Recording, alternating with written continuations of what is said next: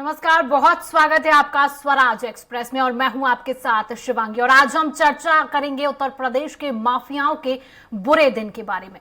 UP में योगी सरकार लगातार जीरो टॉलरेंस की तहत कार्रवाई कर रही है। ऑपरेशन क्लीन के तहत सरकार की कोशिश है कि बदमाशों को नेस्तानाबूद कर दिया जाए। देखिए हमारी खास रिपोर्ट में।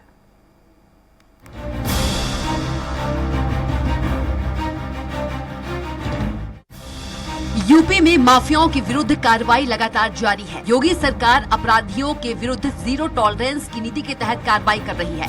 सरकार ने एंटी माफिया टास्क फोर्स का गठन किया है।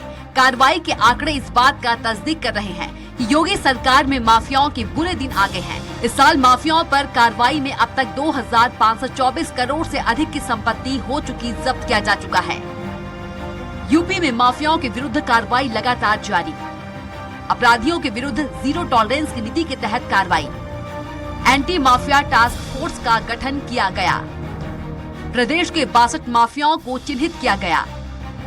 12 माफियाओं 29 सहयोगी अपराधियों पर दोष सिद्ध। 2 अपराधियों को फांसी की सजा दी गई। अन्य अपराधियों को उम्र कैद और अर्थदंड दिया गया। प्रदेश स्तर पर 62 माफियाओं को चिन्हित किया गया। माफिया एवं उनके गैंग के सदस्य सहयोगियों पर कार्रवाई। 2524 करोड़ से अधिक की संपत्ति का जब्तीकरण और इस कार्रवाई को आगे भी जारी रखा गया। 16 के विरुद्ध एनएसए, 70 अपराधियों को जिला बदल। प्रदेश में अब तक मुठभेड़ में 9 अपराधियों की मृत्यु हुई। प्रदेश स्तर पर 62 माफियाओं को चिन्हित किया गया है, जिनमें से 12 माफियाओं 29 सहयोगी अपराधियों पर दोष सिद्ध हो चुका है। 2 अपराधियों को फांसी की सजा दी गई है, जबकि अन्य को उम्र कैद और अर्थदंड दिया गया है। प्रदेश में 197 आरोपियों के विरुद्ध गुंडा एक्ट, 405 के खिलाफ गैंगस्टर एक्ट, 16 पर राष्ट्रीय सुरक्षा कानून, जबकि 70 अपराधियों को जिला बदल किया गया है। वहीं प्रदेश में अब तक मुठभेड़ में 9 अपराधियों की मृत्यु हो चुकी है। अब तक माफियाओं की 2524 करोड़ से अधिक की संपत्ति का जब्तीकरण किया जा चुका है। सरकार ने साफ किया है कि कार्रवाई जारी रहेगी। घनश्याम निशांत चौरसिया की रिपोर्ट। तो आज इसी विषय पर हम चर्चा करेंगे। चर्चा करने के लिए हमारे साथ कुछ मेहमान भी हमारे साथ मौजूद रहेंगे, जिनका परिचय मैं आपसे करा देती हूं। हमारे साथ बीजेपी प्रवक्ता दीपक सोनकर मौजूद रहेंगे, सपा प्रवक्ता आरपी राजन और वरिष्ठ पत्रकार पवन कुमार सिंह मौजूद रहेंगे।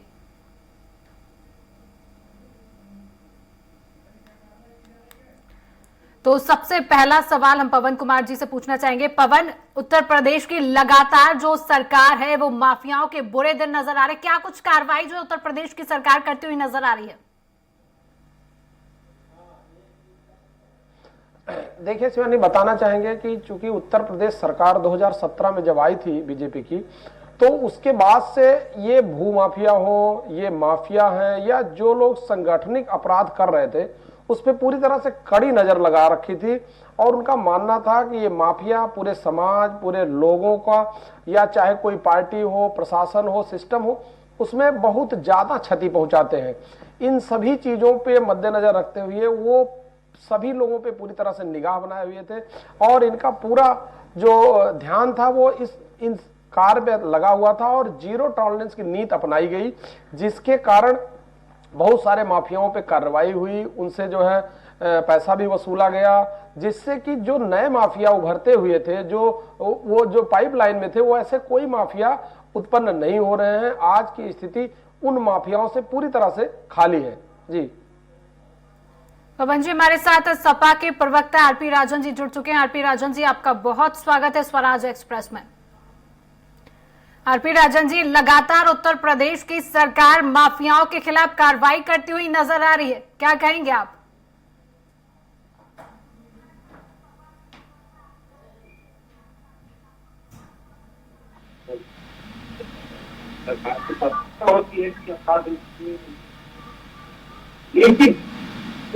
आर्थिक यहाँ पे कुछ और कहते हैं, सरकार कुछ और कहती है। आज जो वास्तविक स्थिति है उत्तर प्रदेश जनती आर्थिक आंकड़े आर्थिक आंकड़े खुद कह रहे हैं महिलाओं के प्रति इजाफा हुआ है 1.5-3% का इजाफा महिलाओं के हुआ है। कार्रवाई करने पड़ता, लेकिन जो कागजी कार्रवाई महीना के लिए सरकार तो वास्तविक अपराध बढ़ता है, इस तरह से खास का काला होता है, इस पर कार्रवाई। आरपी जी, मैं आपको यहीं पर रोकना चाहूंगी, आपकी आवाज में थोड़ी सी समस्या आ रही है। हम पवन जी के पास जाना चाहेंगे। पवन जी, यूपी सरकार लगातार कार्रवाई तो करती है, लेकिन विपक्ष की तरफ से लगातार सवाल क्यों उठते हैं? देखिए, सवाल उठाना विपक्ष का काम है, सवाल उठाना भी चाहिए, उससे एक स्वस्थ परंपरा जो है होती है। क्योंकि सरकार कोई भी काम करेगी या कोई भी कदम उठाएगी, उस पर विपक्ष की पूरी तरह से नजर होती है। और सबसे बड़ी बात यह कि कुछ जो अच्छे काम हैं, चाहे वो विपक्ष हो, चाहे पक्ष हो या आम व्यक्ति हो, समाज का कोई व्यक्ति हो, जो अच्छा काम करेगा तो जाहिर सी बात है उसको सराहा जाएगा। बात हम बीजेपी की नहीं करते, बात सपा की नहीं करते या कांग्रेस की हो। सबसे बड़ी बात यह है कि जो अच्छे मन से अच्छा काम करेगा, समाज जो है पूरी तरह से उसको उसी लेवल पे नंबर देता है। क्योंकि ये माफियाओं से कोई व्यक्ति हो, कोई जात हो, कोई धर्म हो, कोई पार्टी हो, कोई प्रशासन, कोई सिस्टम हो, हर व्यक्ति इन माफियाओं से परेशान होता है, कहीं न कहीं से प्रभावित होता है। वो बहुत बड़ी चीज है अगर सरकार इस पे ध्यान रखती है। और यह सभी के लिए, क्योंकि एक ही फील्ड है जहां से सभी लोगों का घर परिवार, बच्चे, स्कूल, कार्य, सभी लोग एक ही जगह से प्रभावित होते हैं। और वहां पर किसी तीसरे व्यक्ति का जो बिना किसी सिस्टम के काम करता है, बिना किसी व्यवस्था के काम करता है, तो वो सभी के लिए एक समस्या उत्पन्न होता है और वो बड़ा कारण बनता है। अगर माफियाओं पे इस तरह से कार्रवाई होगी तो एक स्वस्थ परंपरा, स्वस्थ लोग और स्वस्थ कार्यप्रणाली उत्पन्न होगी, जिससे एक स्वस्थ समाज का गठन होगा और वो समाज जो होगा उसमें बेहतर व्यवस्था स्थापित हो पाएगी। जी शिवानी। राजन जी, आपके पास आना चाहूंगी, आप अपनी बात पूरी कीजिए। लगातार जीरो टॉलरेंस पर कार्रवाई तो हो रही है, लेकिन विपक्ष जो है वो लगातार सवाल उठाते हुए नजर आता है।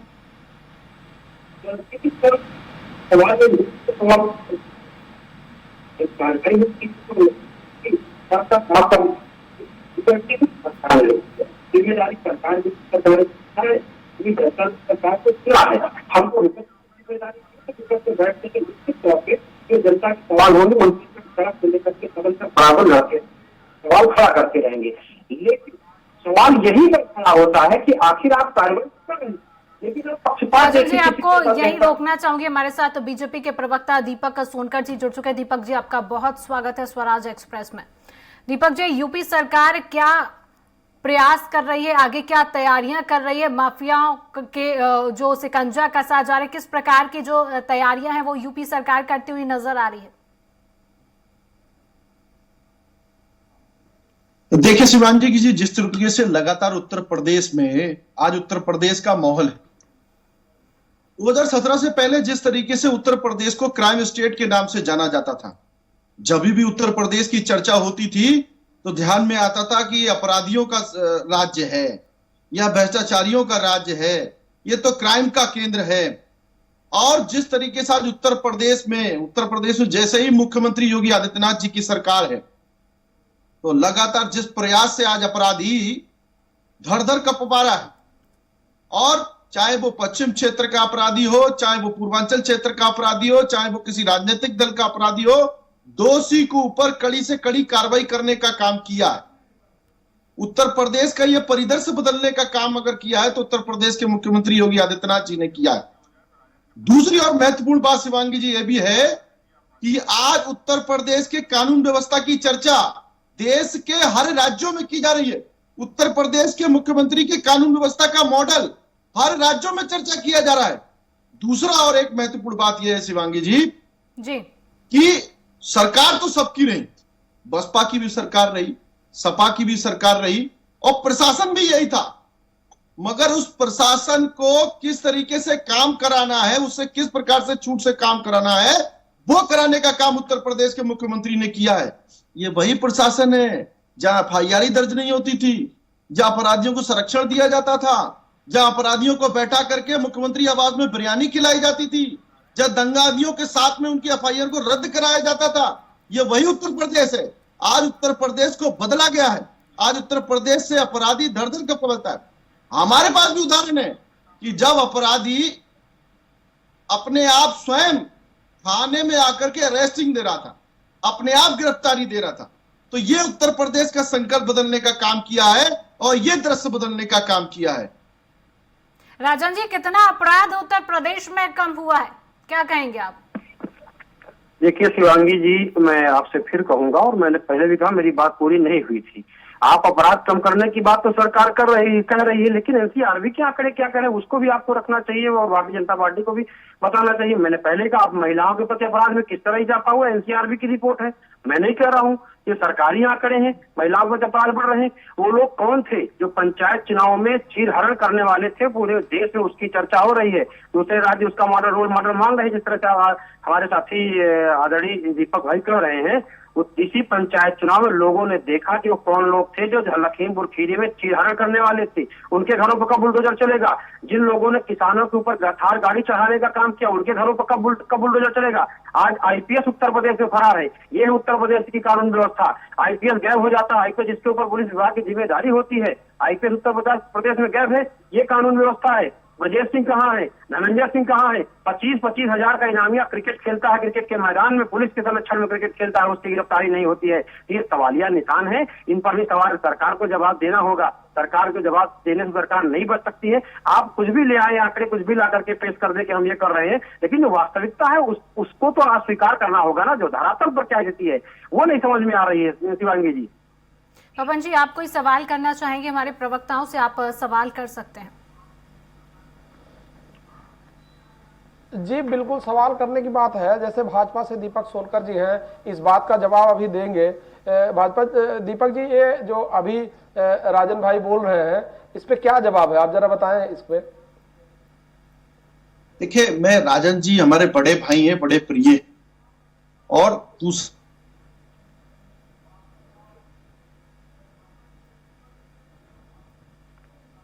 दर्ज ही नहीं होती थी। आज वहां एफआईआर दर्ज होकर के उन पर कार्रवाई की जा रही। दूसरी ओर महत्वपूर्ण बात, जिस तरीके से पवन भाई कि उन पर एफआईआर करने के बाद उनकी एफआईआर वापस भी ले ली जाती थी और कैसे अपराधियों को संरक्षण दिया जाता था। एक आप समझिए कि उत्तर प्रदेश में कभी कोई व्यापारी ही अपना व्यापार करने के लिए माध्यम नहीं करता। आप देखिए ना, 2017 से पहले कोई व्यापारी अपने घर से समय से निकलना चाहता था कि भाई धन लेकर के जाएंगे तो रास्ते में लुट जाएगा। आज वो भी बदलाव उत्तर प्रदेश के अंदर दिखाई देने का काम किया है। आज कानून व्यवस्था पर भरोसा जताने का काम किया है। आज महिलाओं बहनों ने भी आज सोशल मीडिया पर वीडियो बना करके देश के प्रधानमंत्री नरेंद्र मोदी जी का, उत्तर प्रदेश के मुख्यमंत्री योगी आदित्यनाथ जी का धन्यवाद ज्ञापित किया है। ये इससे बड़ा प्रारंभ कोई हो नहीं सकता। किस तरीके से उन्होंने धन्यवाद ज्ञापित किया कि उत्तर प्रदेश में मुख्यमंत्री योगी आदित्यनाथ के शासनकाल में, देश में प्रधानमंत्री जी के शासनकाल में ये भरोसा हमने कामयाब जीतने का काम किया है। जी राजन जी कुछ कहना चाह रहे हैं, राजन जी कहिए। जी, अरे आदरणीय दीपक भाई, बेबी रानी मौर्य कौन है? आज आपके साथ सरकार में मंत्री है और महामहिम रही है, गवर्नर रही है। वो क्या कह रही हैं? उनके जरा बयान आप याद कर लीजिए। आपकी सरकार में मंत्री और वो खुद कह रही हैं कि बहन बेटियां शाम को 5 बजे के बाद थानों में नहीं जा सकती। थानों में जब ये स्थिति है कि बहन बेटियां थानों में नहीं जा सकती, एक जिम्मेदार मिनिस्टर, एक मंत्री, सरकार की मंत्री अगर कह रही हो, महिला मंत्री, तो आप ये समझ सकते हैं कि उत्तर प्रदेश की क्या स्थिति होगी। उसको भी हमें स्मरण करना होगा। और आदरणीय सत्यपाल मलिक साहब क्या कह रहे हैं कि पूरे देश और प्रदेश में क्या स्थिति है। तो ये सारी चीजें हैं। आदरणीय दिनेश खटीक जी ने क्यों इस्तीफा दे दिया था? अभी बात हुई कि सरकारों अफसरों से काम लेने की बात आती है। किस तरह से अभी आपने देखा कि स्वास्थ्य विभाग के महकमे के तबादलों को लेकर के अफसरशाही और सरकार आमने सामने आ गई। तो ये स्थिति है सरकार और अफसरशाही की। मंत्रियों को भी इस्तीफा देना पड़ जा रहा है। माननीय ब्रजेश पाठक जी जो मुख्यमंत्री जी जनपदों में जाते हैं, उसके बाद कहते हैं मुझे शर्म आती कि मेरे विभाग है। तो ये स्थिति और वास्तविकता आपके मंत्री खुद कह रहे हैं। धरातल पर क्या है, आंकड़े आप क्या लेकर के आते हैं, ये नहीं समझ में आता। आदरणीय दीपक जी, ये चीजें स्पष्ट करिए। दीपक जी क्या कहेंगे आप इस बात पर? इनका कहना है कि महिलाएं जो है वो 5 बजे के बाद थाने में नहीं जाती है। धरातल पर कुछ और नजर आता है, आंकड़े आप कुछ और बताते हैं। बेबी रानी मौर्य जी ने कहा है, मैंने राजन जी दीपक जी का जवाब ले लेते हैं। जी दीपक जी कहिए। देखिए, मैं एक उदाहरण के साथ में राजन जी को संतुष्ट करना चाहूंगा, जिस तरीके से अपना जवाब दूंगा। एक दिन रात में 11 बजे मैं अपने बरेली से लखनऊ के लिए आने के लिए निकला था और बहुत सारी 4-5 बहनें स्कूटी से आकर के वहां पर चाय पीने के लिए या किसी को लेने के लिए आई थी। तो ऐसा ही चर्चा वो लोग आपस में कर रही थी। या आपस में चर्चा क्या कर रही थी? आपस में चर्चा यही कर रही थी कि यार यही माहौल है। जिस तरीके से सरकार होती थी तो हम लोग 7 बजे के बाद घर से नहीं निकलते थे। आज वही माहौल है कि कोई हमारी तरफ घूर करके देख नहीं सकता, कोई हमसे कोई अभिजीत टिप्पणी नहीं कर सकता। उत्तर प्रदेश में मुख्यमंत्री की सरकार है, उत्तर प्रदेश में योगी आदित्यनाथ जी की सरकार है। वो सरकार जिसने हमको घूर के देखा, जिसने हम पर कमेंट करे, उस पर कार्रवाई करने का काम करेंगे। तो ये उदाहरण मेरे सामने, मैं खुद मौजूद, मेरे सामने उदाहरण आया था। और देखिए उत्तर प्रदेश में ये जो कानून व्यवस्था बदली है, ये मंशा के साथ बदली। मैंने कहा ना कि सरकार सबकी रही और प्रशासनिक भी व्यक्ति वही है, अधिकारी वही है, पुलिस प्रशासन भी वही है, मगर काम करने की मंशा क्या है, अपराधी को दोषी करने की मंशा क्या है। उत्तर प्रदेश के अंदर कोई दोषी हो, उस पर कार्रवाई करने का काम किया है, उसको दंड देने का काम किया है, चाहे वो राजनीतिक दल से हो, चाहे किसी सामाजिक संस्था से हो, जो भी हो उस पर कार्रवाई करने का काम किया समानी ने। राजन जी क्या कहेंगे आप इस बात पर? देखिए भाई, दीपक जी कह रहे हैं, उस उदाहरण को मैं मानता हूँ, ठीक है, आपको कहीं उदाहरण मिला होगा, आप निकले होंगे, सब लोग समाज में जाते हैं, निकलते। लेकिन आज साथ में पैनल में आदरणीय वरिष्ठ साथी बड़े भाई पवन कुमार सिंह जी भी, उन्होंने भी सवाल कहा था। और तो जब आदरणीय बेबी रानी मौर्य जी क्या कह रही हैं, उस पर भी कोई स्थिति है। मैं कहता हूँ मंत्री है, वो लोग इस तरह की बातें करें तो उनको भी कहीं कुछ दिख रहा होगा, उनको भी कहीं ऐसा कुछ लग रहा होगा कि उत्तर प्रदेश में क्या व्यवस्था है। सत्यपाल मलिक साहब वो गवर्नर रहे हैं और उनके पास जो अच्छा व्यवस्था, वो लोग इस तरह की बातें करते, सरकार को कटघरे में खड़ा करते हैं। आदरणीय दिनेश खटीक जी ने इस्तीफा दे दिया था कि किस तरह से हमारे समाज के साथ हो रहा, क्या हो रहा है। तो ये चीजें मैं जानना चाहता हूँ, जनता भी जानना चाहती है स्वराज एक्सप्रेस के माध्यम से आज, कि ये वास्तविकता क्या है, धरातल पर जो दिख रही है, आंकड़े कुछ भी हो सकते हैं। दीपक बात की चर्चा कर रहे हैं, मैं उस बात को भी क्लियर आपसे कर दे रहा हूँ। देखिए किसी तरीके के सामंजस्य और किसी तरीके के विषय लेकर के पार्टी में चर्चा थी, उसको लेकर के उन्होंने विषय उठाया और मुख्यमंत्री जी के साथ बैठ करके उन्होंने चर्चा करी और उसका समाधान निकाला। आज वो हमारे उत्तर प्रदेश सरकार के राज्य मंत्री हैं और उत्तर प्रदेश की शान है। जी पवन जी, आप कुछ कहना चाहेंगे? जी पवन जी। दीपक जी, दीपक सोनकर जी, एक सवाल है। जी पवन जी कहिए।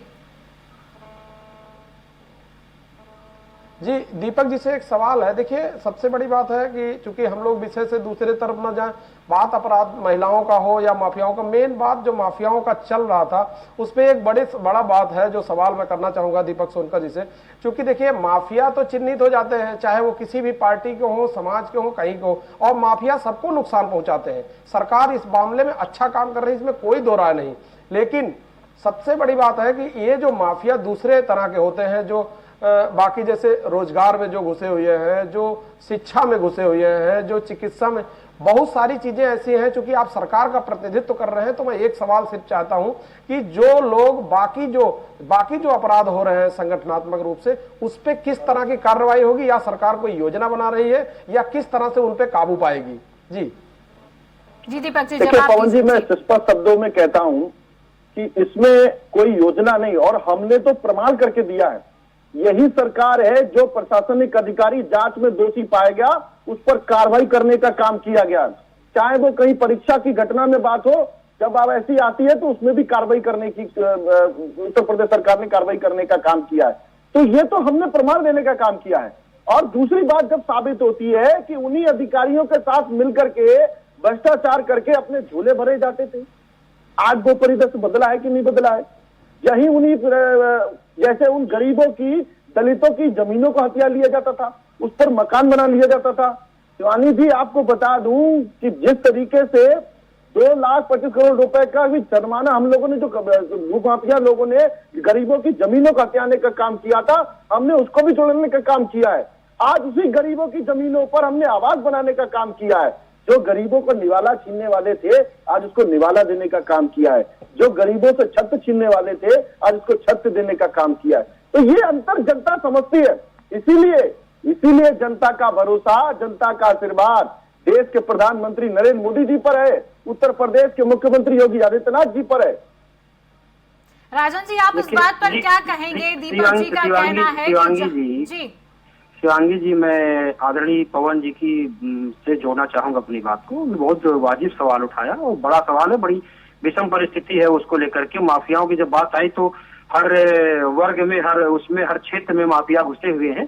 सवाल उन्होंने उठाया था कि शिक्षा के क्षेत्र में या रोजगार के क्षेत्र में जिस तरह से माफिया घुसे हुए हैं, उनका स्पष्ट सवाल मैं आगे बढ़ाना चाहता हूं उसी को। बात यह है कि आपने देखा कि 19 भर्तियां निरस्त हुई, 17 भर्तियों के पर्चे लीक हुए, तो उन माफियाओं पर आप क्या कार्रवाई? भर्ती केवल थैला देख करके करी जाती थी, नकल माफियाओं को संरक्षण दिया जाता था। दीपक जी सुन लीजिए, दीपक जी हौसला रखिए, सुन लीजिए, बात पूरी सुन लीजिए। आप सत्ता में तो हौसला रखिए सुनने का, सवाल सुनिए दीपक जी। दीपक जी सत्ता में है तो हौसला रखिए, राजन जी को अपनी बात कहने दे दीजिए। दीपक जी आप सत्ता में है तो सवाल सत्ता से होगा तो सुनने का थोड़ा हौसला रखिए। दीपक जी राजन जी को अपनी बात कहने दे दीजिए। दिया जाता था। सरकार ने क्या एक भर्ती पूरी करा पाई? सरकार आज तक 19 भर्तियों में 17 भर्तियों के पर्चे लीक हो गए दीपक जी, 17 भर्तियों के पर्चे लीक हो गए। उन माफियाओं पर आपने क्या कार्रवाई की? उनको भारतीय जनता पार्टी के विधायकों का संरक्षण मिल रहा था, आपने उन पर क्या कार्रवाई की? आपने कोई कार्रवाई नहीं की। दीपक जी एक एक करके अपनी बात रखिए सुनिए और सही जवाब दीजिए तो लोग सुन पा रहे हैं। दीपक जी आपके पास कोई प्लानिंग नहीं, आप बताइए 17 भर्ती बेरोजगार किस तरह से? आपने भी पीटी का पूरी पेपर करवाया, आपने बालिकाओं को 300-400 किलोमीटर दूर भैया आप सुन लीजिए, पीसीएस की परीक्षा गैर जनपद में कराते हैं और टेट की परीक्षा आपके 400 किलोमीटर दूर कराएंगे। टेट की परीक्षा गैर जनपद गैर राज्य में ले जाके करवाएंगे। आप क्या करना चाहते हैं? आप बच्चों के भविष्य के साथ सरकार खिलवाड़ कर रही है। पीसीएस की परीक्षा मुझे लगता है बहुत वरिष्ठ है। दीपक जी आप जवाब दे, दीपक जी आप सुन लीजिए, सुन लीजिए तो जवाब दीजिए। अगर आप सुनेंगे नहीं तो जवाब नहीं दे पाए, जवाब नहीं आ पाएगा। बड़ी गंभीर विषय डिबेट हो रही है, डिबेट को डिबेट मत करिए, मुद्दे पर आइए, मुद्दे पर बात हो रही, मुद्दे को बड़ा गंभीर विषय है। बढ़ावा दिया जाता था। सुन लीजिए दीपक जी, आप बिना जवाब नहीं देना चाहते, सरकार के पास जवाब नहीं है, सरकार जवाब से भाग रही है, आप जवाब का जवाब नहीं देना चाहते। आप बताइए ना 17 पर्चे लीक हुए कि नहीं हुए? 19 भर्तियों में 17 पर्चे लीक हुए कि नहीं हुए? आप बताइए 17 भर्तियों के पर्चे लीक हुए कि नहीं हुए? आप बताइए। 17 भर्तियों के पर्चे लीक हुए हैं, 17 भर्तियां लीक हुई, 17 आपने एक भर्ती आप नहीं करा पाए। आपने क्या या तो अपराधी जेल के अंदर है या प्रदेश छोड़ के बाहर पहले से नहीं हो जाता, हकीकत से होता है। आप बताइए ना भर्तियों पर। राजन जी दीपक जी से जवाब ले लेते हैं, राजन जी दीपक जी से जवाब ले लेते हैं, उनका जवाब क्या है? हर राज्यों में उत्तर प्रदेश आप जवाब नहीं देना चाहते, आप डिबेट को डिटेल कर रहे हैं क्योंकि जवाब सरकार के पास नहीं है। एक एक करके जी अपनी एक एक करके बात रखिए। जी दीपक जी देखिए शिवांगी जी, मैं बड़ी शालीनता से कह रहा हूँ कि आदरणीय दीपक जी गंभीर व्यक्ति में उम्मीद करता हूँ कि सरकार में सत्ता में है तो सवाल का जवाब आएगा, हमें भरोसा है। लेकिन जब सवाल का जवाब नहीं आता है तो फिर अच्छा नहीं लगता है कि लोग देख रहे हैं, लाखों लोग स्वराज एक्सप्रेस पर वरिष्ठ साथी बैठे हुए। 19 भर्तियां सरकार ने 19 परीक्षाएं कराई जिनमें 17 भर्तियों की पेपर लीक हो गए। उन माफियाओं पर क्या कार्रवाई हुई? आज तक कोई कार्रवाई नहीं हुई। आपने अभी देखा कि पीसीएस की परीक्षा गृह जनपद में आप कराते हैं और टेट और पेट की परीक्षा आप जो है 400-400 किलोमीटर दूर दे देते, पश्चिम को पूर्वांचल, पूर्वांचल को पश्चिम। किस तरह बालिकाओं को परेशानियों का सामना करना पड़ा, बच्चियों को हमारी तो किस तरह की मारामारी रही, क्या स्थिति रही? इन स्थितियों पर इन पर आपका क्या रोड मैप है? इन पर आप क्या काम कर रहे हैं? क्या कार्रवाई आपने की? क्या काम कर रहे हैं? ये तो बताएं, जनता के सामने आना चाहिए। आप भी जनता के लिए बैठे, हम भी जनता के लिए बैठे। हम विपक्ष में है तो हमारी जिम्मेदारी है कि सड़क से लेकर के सदन तक जनता के सवालों की आवाज उठाना मेरा कार्य है, मैं आवाज उठाता रहूंगा। शिवांगी जी चलिए आखिरी प्रतिक्रिया पवन जी से ले लेते। पवन जी आप कहिए। देखिए शिवानी, प्रतिक्रिया तो हम देंगे लेकिन चूंकि मेन सवाल दीपक जी से है तो दीपक जी कुछ जवाब दे दे, इस पे फिर बोलते हैं। दीपक जी क्या जवाब देना चाहेंगे? दोनों लोगों ने आपसे सवाल किया, उसका जवाब आप दीजिए दीपक जी। देखिए, जिस तरीके से आज उत्तर प्रदेश में कानून व्यवस्था है, मैं बार बार वही कह रहा हूँ, उसी कानून व्यवस्था की चर्चा आज देश के हर राज्यों में करी जा रही है। और जिस तरीके से इस माफियाओं पर कार्रवाई करने का काम उत्तर प्रदेश सरकार के मुख्यमंत्री योगी आदित्यनाथ जी के निर्देश अनुसार किया गया, ये बदलाव की एक प्रक्रिया है। ये जो जिस तरीके से जो बदलाव उत्तर प्रदेश के अंदर दिखा है, जो उत्तर प्रदेश क्राइम स्टेट था, जो उत्तर प्रदेश अपराधियों का क्षेत्र था, जो उत्तर प्रदेश भ्रष्टाचारियों का क्षेत्र था, वो उत्तर प्रदेश जो गरीबों की जमीनों को हथियाने का काम करता था, वो उत्तर प्रदेश जो दलितों की जमीनों को हथियाने का काम करता था, आज उनके हक की बात अगर किसी ने की है तो उत्तर प्रदेश के मुख्यमंत्री योगी आदित्यनाथ जी ने की है, देश के प्रधानमंत्री नरेंद्र मोदी जी ने की है। आज उनके हक के और उनके योजना से जोड़ने की बात अगर किसी ने की है, अंतिम पायदान पर खड़े हुए व्यक्ति के विषय में चिंता अगर किसी ने की है तो उत्तर प्रदेश के मुख्यमंत्री योगी आदित्यनाथ जी ने की है। तो चलिए समय के अभाव रहते हुए आज की चर्चा को हम यहीं रोकते हैं। दीपक जी, पवन जी, राजन जी, आप सभी का स्वराज एक्सप्रेस में जुड़ने के लिए बहुत बहुत शुक्रिया। तो आज की इस चर्चा में इतना ही। नमस्कार।